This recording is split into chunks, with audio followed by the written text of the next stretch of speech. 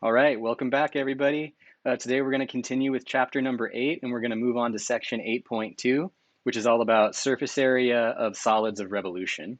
So let me go ahead and pull up the slides, and we'll get started. There we go. All right, 1 second. There we go. Okay, so this section is all about surfaces or areas of surfaces of revolution. So the way we're going to do this is we're going to get some intuition for how this formula is derived. Then we're going to construct the actual formula itself. Then we will talk about the surface area formula. We'll see some examples, and then we'll finish up with the quote unquote surface area so far function. So if you remember from the last section, the section on arc length, we talked about the arc length so far function. Well, once we get the surface area formula, we can construct a similar area so far function. All right, so the intuition for this is a very geometric one. So you'll see that the first few slides here are really just about constructing the right function to integrate. Yeah, okay, so like in sections 5.2 and 5.3 back in Calc 1, we would take curves, rotate them about the line, and then a line of some sort, and then we'll find the volume of the resulting solid of revolution. So you should have done that back in Calc 1. You can do the same thing, but find the surface area of revolution. You just have to tweak the function that you integrate a little bit. So to find the appropriate integrand, we're going to explore a cylinder, a cone, and then a frustum of a cone. And through that exploration, we'll develop the surface area formula.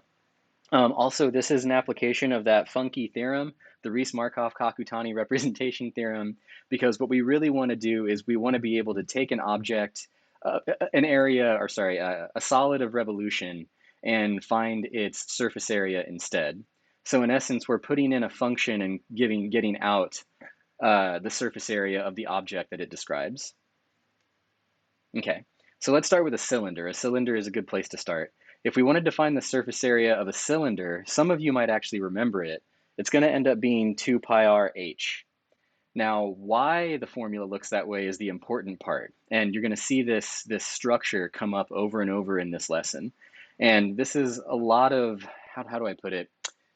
This is a lot of what goes into developing an integral formula. You have to really think about the mechanics of the integral, how the mechanics work, and then figure out what formula you're going to want to sum up. And so that's what we're going to do right now. So if we think about a cylinder, the way that we get this formula, 2 pi r h, is that it's the circumference of this circle, 2 pi r, times the height of the cylinder, h. Because when you unroll the cylinder, if you slice it and unroll it, what you get is you get a rectangle whose width is 2 pi r and whose height is h. And so the area of that rectangle is 2 pi r times h, and therefore the area of this cylinder, the surface area of this cylinder, is also 2 pi r times h. We're assuming the top and the bottom are open. It's not a closed cylinder. All right, so what I want to do here is actually just throw up the thinker for a minute, and I want you to just ponder this formula and ponder this picture.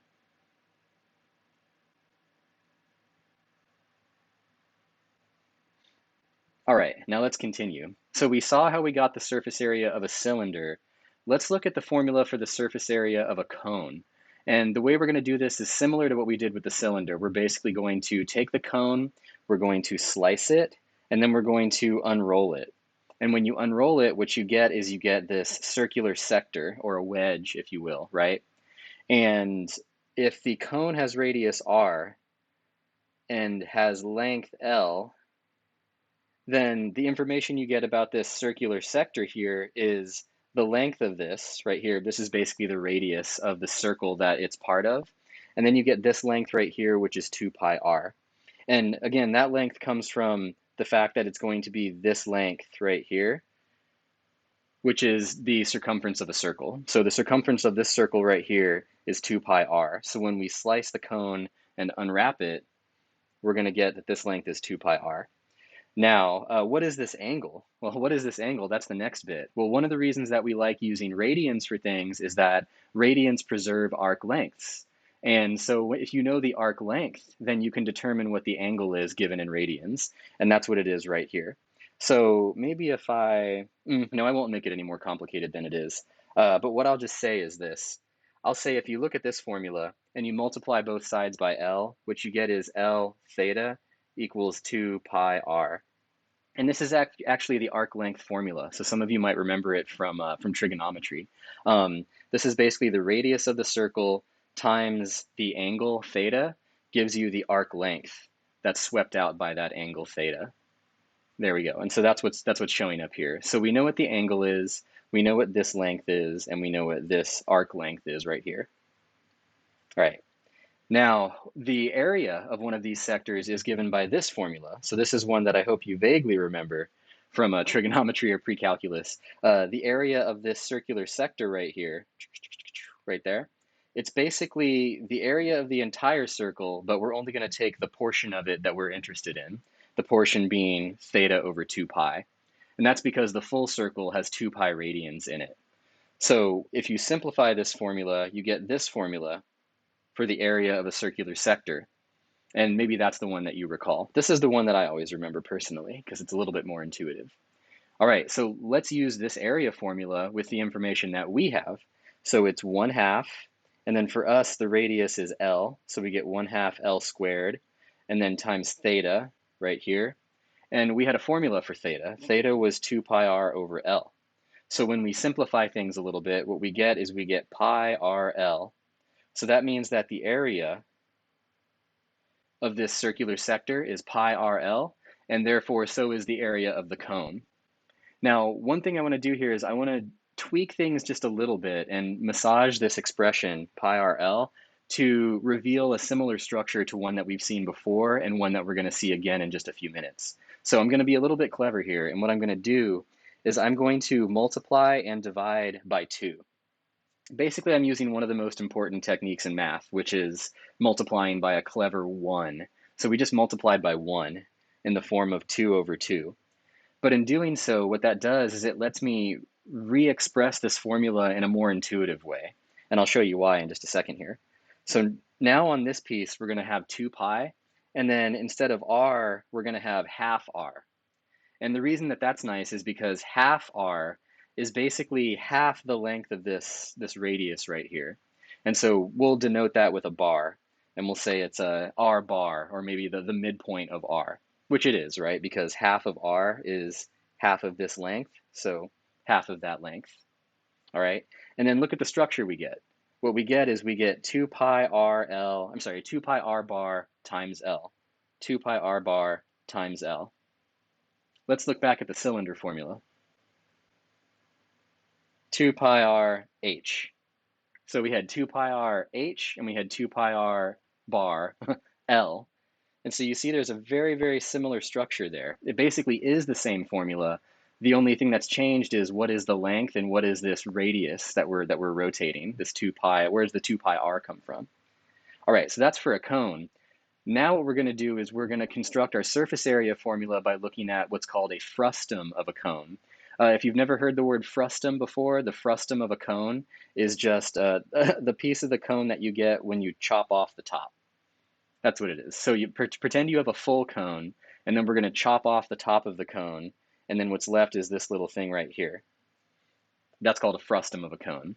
And what we're going to do is we're going to find the surface area of that frustum, and we're going to use that to get our surface area, our general surface area formula.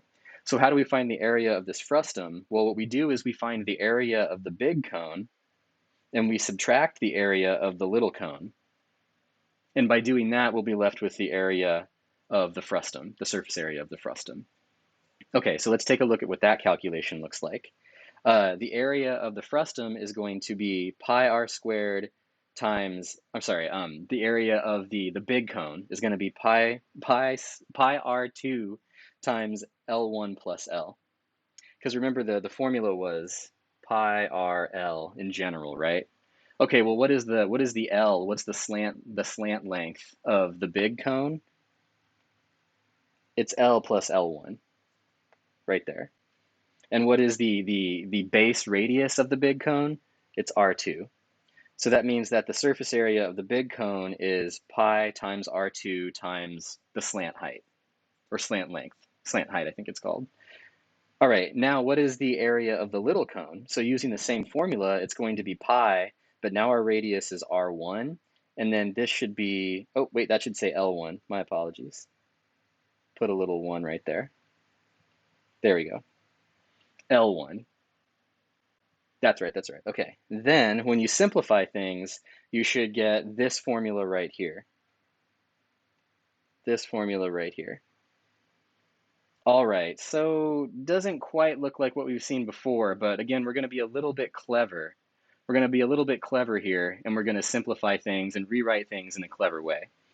One thing we're going to have to use is we're going to have to use similar triangles. So I'm hoping that maybe your pre-calculus professor or your calculus professor talked about similar triangles, or hopefully you at least saw it in geometry. But if you have questions about it, please ask me and we can go through it a little bit during the activities.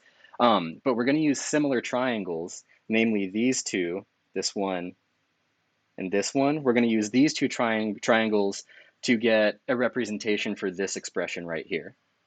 So things get a little bit complicated, and if you need to flash back and forward in the slides, please do. If you need to pause the lecture, please do. But this is what we get from the similar triangles formula.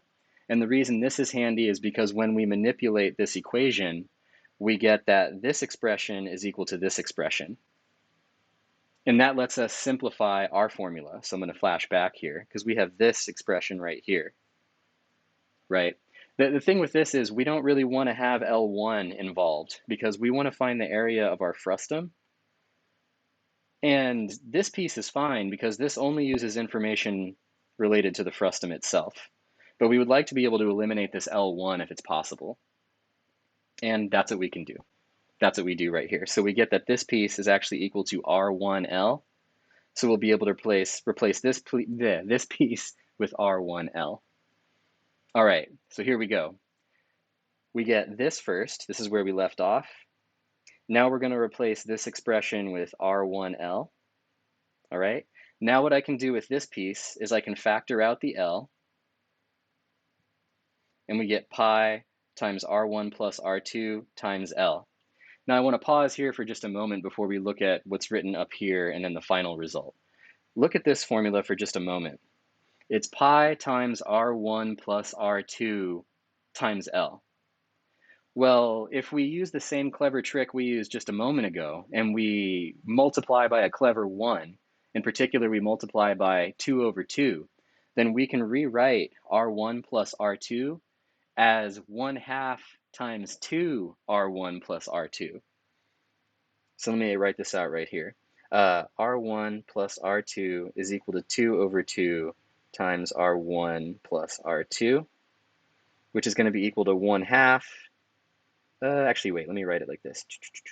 Go back. 2 times 1/2 R1 plus R2. This is where I wanted to get to. Okay, so take a look at this expression for just a moment right here.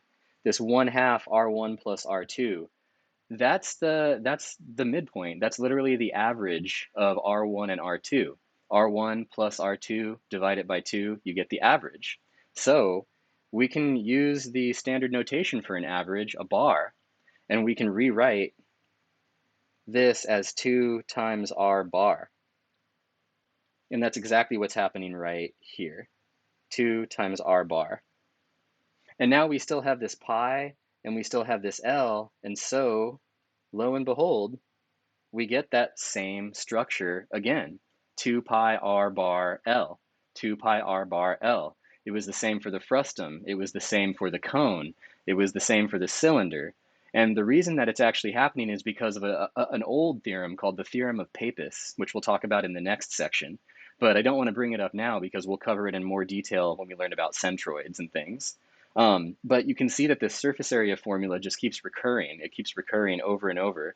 The 2 pi r part is coming from the fact that we're rotating in a circular path. And the L is really coming from the thing that we're actually rotating. So if we had a cylinder, it would look like this. If we had a cone, it would look kind of like this. It's hard to show, right? So the 2 pi r is encoding the circular rotation, and the L is recording the length of the thing that's being rotated, all right? Now, let's use this to create a general surface area formula. So let's say we're given the curve of a radius function, y equals rx. So pretend we know a formula, or sorry, a function r of x that looks like this. And we want to know what the surface area of the solid you get when you rotate it around the x-axis from A to B, all right? So this is going to sound very familiar, but what we're going to do is we're going to take our interval from A to B, we're going to divide it into n subintervals of equal length, and we're going to produce a first order approximation of this curve using line segments of length L sub I. This is exactly the same thing we did when we found the arc length formula, right? Then we're going to rotate those line segments, those approximating line segments around the x-axis. And when we do that, we'll get a frustum. We'll get a frustum, and that's what this piece is right here. So let me highlight a couple things. This little line segment from P sub I minus 1 to P sub I, that's an approximating line segment of the curve, basically doing this right here. That's the first order approximation. When you rotate that line around the x-axis, what you produce is you produce a frustum. In this case, the frustum is turned on its side, right? Like, kind of like that. Kind of like that. Well, we know the surface area of a frustum. We just need to know what the radius is, and we need to know what that length is, right? So the area of each one of these bands, these frustum-like bands, is given by this formula right here. 2 pi times r of x sub I bar times L sub I. So L sub I is the length here, L sub I. It's that approximating, the length of that approximating line segment. And then r of x sub I bar, that's the radius function evaluated at the midpoint of this line segment. So basically like right here, x sub I bar. So it's kind of that same theme over and over again, using 2 pi r, and then you got to evaluate the radius at just the right spot, the middle spot, you could say. And then you multiply by the length of the thing that you're going to rotate. All right? So we're going to do that for each one of these frustums, for each one of these bands. And what we get is we get a decent approximation. So the total surface area, the exact surface area of this figure, is about what you get when you add up all the areas of these frustums. So you add up n of these areas, and these areas are each given by this formula here, and that will give you an approximation of the area of that surface. Now, in the previous section, 8.1, we actually saw that we derived a formula for the length of these things, and that formula was this, right? So if you look back into section 8.1, you can look at the slides, you could look at the lecture, you'll see that we derived this formula just by using those approximating line segments and finding their length using the Pythagorean theorem. Well, now that we have a formula for L sub I, we can plug it into our approximation formula and we get this mess, this big mess. That's really what it is. But the structure is still the same. And again, this is just an approximation for now because we only have finitely many of these bands. But maybe not surprisingly now, when we take the limit as n goes to infinity, or equivalently as delta x goes to 0, we produce the surface area formula right here. That's the surface area formula. And just look at how beautiful that structure is. It's like it's equivalent. I don't want to say identical, but it's equivalent, at least in essence, to the same formula we kept seeing over and over. 2 pi RL, 2 pi RL, 2 pi RL. And you add up all those 2 pi RLs and you get the exact surface area. Well, in the limit, you get the surface area. And so that's it. This is one of those formulas where, actually here, I'll go straight to the actual statement. So let's say that our radius function is continuously differentiable on some interval a to b. Then the area of the surface generated by rotating that curve is given by this formula that was on the previous page. Now, this is one of the reasons why I emphasize the mechanics of the Riemann integral so much in my Calc 1 and my Calc 2 classes, because what we had to do here was we had to use the mechanics of that tool, the mechanics of that device, to figure out how to find the surface area. So the integral, this thing is basically a tool. You could almost think of it as a continuous sum. But the creative part of this process, the intriguing part of this process, is figuring out what you have to add up. Like, what is the function that you want to add up? What is the stuff that you want to put together and piece together to find what you're looking for? In our case, it was 2 pi RL, 2 pi RL, and there it is.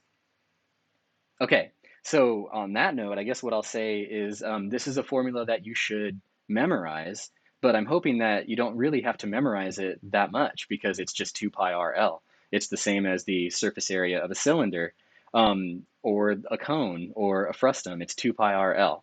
But what is L? L is the arc length. That's basically it. Now, maybe this will even be a little more revealing. So we can re-express this function.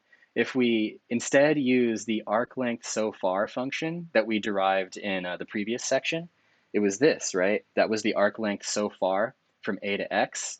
And when you differentiate that, the fundamental theorem of calculus says that ds will be equal to that radical times dx. And if our radius is given as a function of this length so far, then we can rewrite our surface area formula like so. There you go. And now it's just crystal clear. Look, it's 2 pi RL. 2 pi RL, 2 pi RL, and you keep adding that up. You keep adding that up to get the surface area. That's it. What's happened here is we basically changed our parameterization. So in this formula right here, the parameter is x. So we're computing the surface area based on an x value. Here, we're computing the surface area based off of an arc length value, or an arc length so far value, you could say. But they are equivalent formulas, just written in two different ways. All right, so some notes here. So one thing I want to point out is this. Note well that this is what I call a radius function, and this is an arc length differential. So this formula that we've derived is not limited, or I should say at least the mechanics of this formula are not limited to rotations about the x-axis, because what we're really doing is we're adding up 2 pi times a radius function times a length function. That's what it is. So in that general sense, we could use this formula to compute the area of a surface of revolution around any line, technically any line. In this class, we'll just see rotations about horizontal and vertical lines, but you can do this around any line in the plane and you would get a similar result. You just have to change the radius function essentially. So one thing we'll see, for example, in this class is our radius function may be given as a function of y instead, and we can rotate around the y-axis instead. If we rotate around the y-axis, then the general form of the formula will still be the same. It'll be 2 pi RL, 2 pi RL, but now r, that radius function, is a function of y instead of x. So the general structure is important to make sense of. The mechanics are important to make sense of. Like I mentioned a moment ago, you can rotate around any horizontal line, any vertical line. You just have to deduce the correct radius function. So think about these as radius functions. And in general, you can rotate about any line in the plane. We won't go into those details, but you're more than welcome to look at them. Just see the Discovery project on page 613, where you derive that formula. So if you're interested, you could derive that formula, and it's really not above you. It's not too much harder. You might actually really enjoy it. So if you're interested, I recommend looking at it. All right, so now that we've got our formula, let's use it to do something simple. Let's find the surface area of a sphere of radius r, fixed radius r. So think about this for a moment and see if you can remember the formula for the surface area of a sphere of radius r.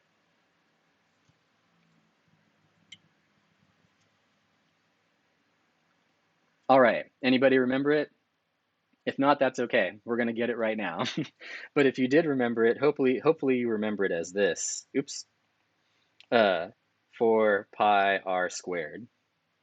There we go. So that's the surface area of a sphere of fixed radius r.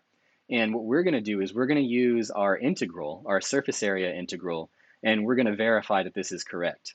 So here we go. How do we actually find our radius function? That's the first issue. So maybe if I draw, pretend you've got a sphere in space right here. How do you find the surface area of that? Well, we need a radius function first of all. And the way that you can think about generating this sphere is by taking the upper half of that circle and then rotating it around the x-axis. And if you think about rotating that upper hemisphere of a circle, or I should say upper semicircle, and rotating it around the x-axis, what you'll get is you'll get the full sphere. In particular, you'll get the surface area of that sphere. That would be like what you produce. I shouldn't say you would get the area, you would get that surface. You'd get that surface. So what is a formula for the upper half of this semicircle of radius r? Hopefully this rings a bell a little bit, but the formula is this. Y equals square root of r squared minus x squared. Another thing I want to point out, r is a fixed number, so be careful here. R is a fixed radius. It is not changing. The radius of our semicircle is given by this formula here.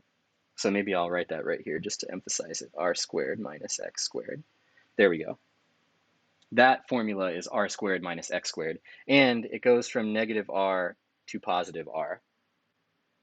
Negative r to positive r. So rotate that around the x-axis and you get our surface. So if we want to use our formula, we're going to have to compute the derivative first of all. So when you differentiate this function here, good old differentiation rules, chain rule, power rule, they give you this result. So that's y prime. And now we're going to get a big, messy calculation. So take a deep breath here and hang on. Here we go. Now, when you see things like this, you might feel a little bit of anxiety and like an overwhelming dread, but just take a deep breath, walk through it slowly and carefully, and focus on the pieces. Just focus on the pieces, put the pieces together, look at what you have after you put the pieces together, and then massage things to get the kinks out. So here we go. Just starting at the beginning. Our surface area is given by our surface area formula. That's the surface area formula. There's the 2 pi. Y is what our radius function is. Remember, our radius function is y. And then this piece is the arc length function, or that's the piece of the arc length function, right? So dy dx is our derivative. We just calculated that, so now we're going to substitute all that we know. We're going to substitute y, we're going to substitute dy dx, and we get this. So here's y. And then here's dy dx. All right, so now we've plugged things into the formula. At this point, it's all algebra, for at least for a little bit, until we get to the fundamental theorem of calculus. It's all algebra at this point. So again, mind your P's and Q's, follow the algebraic rules, and simplify the best you can. So the first thing I'm going to do to go from this step to this step is I'm going to pull out the 2 pi by linearity of the integral operator. So the 2 pi we can pull out to the front. Now what I did was I went ahead and applied this square to both of these factors. So we get x squared, that square root gets canceled out. Now what I'm going to do is I'm going to try to simplify this messy radical. And just as a general tip when you're doing these types of things, I think I mentioned it in the last lecture too, generally you want to try to simplify these radicals and hopefully be able to factor them or something like that. But I'm going to write this whole radicand as a single fraction with a single denominator, and that's what I get right here. So this piece becomes this piece. Now we get some nice cancellations. So we get negative x squared and x squared cancel out, and then in the numerator we're going to have square root of r squared. Since r is positive, that's just going to give us r. And then down here we'll still have radical r squared minus x squared, just like so. But this is great, because check this out. Check this out. This cancels with that now. And so we're just left with a simple integral right here. 2 pi times the integral from negative r to r of r dx. Remember, r is just a number. So I always say you want to keep in mind what is changing and what's not changing. Little r is not a changing value. It's a fixed radius of our sphere. And so now what we're going to get is this by applying FTC2, right? This is the antiderivative of r because r is a constant. And then we're going to evaluate this from negative r to r. When we do, we get this. And then when we simplify that, we get this. And so we have 2 r squareds times 2 gives us 4 r squareds. And then the pi is still there. Boom. So this did actually work. Hooray! Time for a celebration. Okay, this is good news because this means that the reasoning behind our derivation appears to be valid at least, right? It should work on something obvious. Like we already know the surface area of a sphere is going to be 4 pi r squared. So we were hoping, and we were correct, that our formula would produce the same result, which it did. All right. Now, now that we know the correct formula or the correct function to sum up, we can produce a function that gives the surface area so far. And it works just the same way as it did in the previous section for arc length, except now it's going to be the surface area formula. So let r be a continuously differentiable function on an interval a to b. Let x be some point in that interval. Then the area of the surface generated by rotating the curve y equals r of t on the interval from a to x about the t-axis is given by the surface area formula where the upper bound is allowed to vary between a and b, the surface area so far. Again, the formula is not new. It is still 2 pi r L. But now we're letting the upper bound change. So we're allowed to change where we stop integrating. And there you go. And that's the surface area so far function. All right, on that note, let's play. So it's nice. So this section is really just a lot of theory and deriving things, right? And trying to get these formulas.